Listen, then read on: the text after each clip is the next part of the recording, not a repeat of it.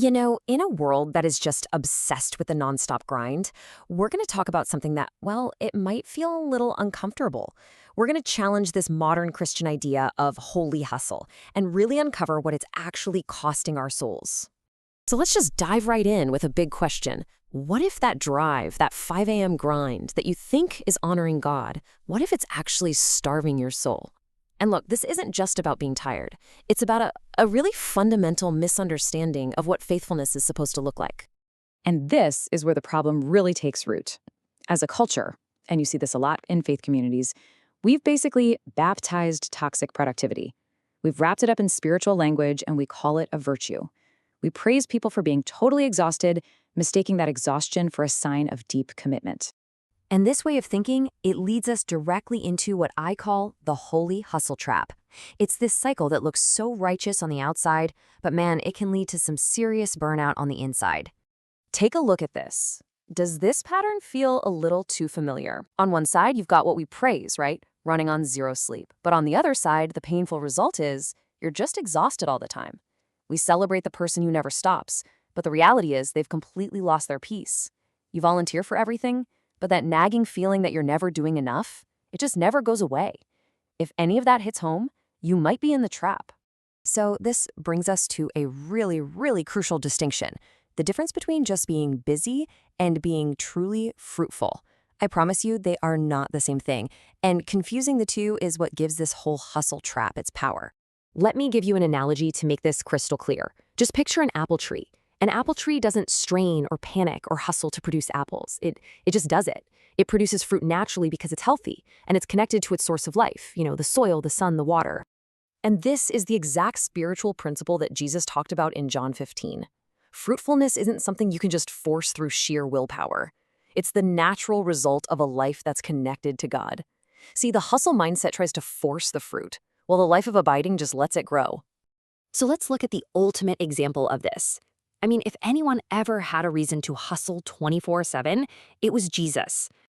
Just think about the insane pressure he was under.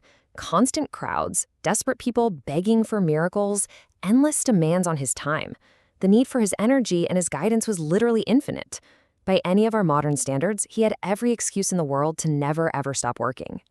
But here's the absolute key. Jesus never let the urgent needs of the world override his obedience to the Father's rhythm. You see it over and over.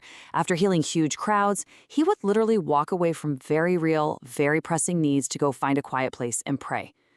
The opportunity to do more good was right there, but he knew when to withdraw. And get this, he didn't just model this, he invited us into it. This verse, this isn't just some nice sentiment. It's a direct command and a promise. The one person with the actual weight of the world on his shoulders offers us rest. If it mattered that much to him, it's gotta matter to us. So, okay, this all sounds great, but how do we actually apply this? Well, this brings us to the solution, a really practical tool I like to call the rest metric. It's a whole new framework for how we measure our lives that can break us out of that performance trap. It's actually pretty simple. The rest metric shifts your definition of what a successful day even is. So instead of looking at your to-do list at the end of the day, you look at your soul. It's about evaluating your spiritual state, not just your output. And this right here, this is the fundamental shift in thinking. We're all trained to ask that old question, right? How much did I get done today? But what if the new question, did I maintain my peace today, is a way better indicator of a healthy, fruitful life? Just asking that new question changes everything. Now, it is really, really important to get this straight. This is not a call to be lazy, not at all. Laziness is about avoiding your responsibilities. Rest, in this context, is a strategic and deeply spiritual act. It's all about aligning yourself with God's rhythm and actually trusting Him with the results. So all this leads us to our final section. How do we make that practical shift from a life of constant striving to a life of abiding? This verse just sums it all up perfectly. Think about it. When we refuse to rest, what we're subtly saying is that we believe we have to hold our world together through our own effort. Rest is the physical proof that we actually trust God with the outcome. It's our way of saying, okay, God, you are God and I am not. And let's be totally clear. Burnout is not a badge of honor. It's the physical consequence of trying to take on a role that was never, ever ours to begin with. We try to be the savior, the builder, and the provider, and our bodies and our souls, they eventually just collapse under that impossible weight. So here's the mental model to take with you. Step 1, reframe what success looks like for your day. It's about peace, about alignment, not just your to-do list. Step 2, actively practice trusting God with the outcomes. Remember, your faithfulness is in the process, not in controlling the result. And finally, step 3, embrace rest. See it not as a weakness, but as a powerful physical declaration of your trust in God.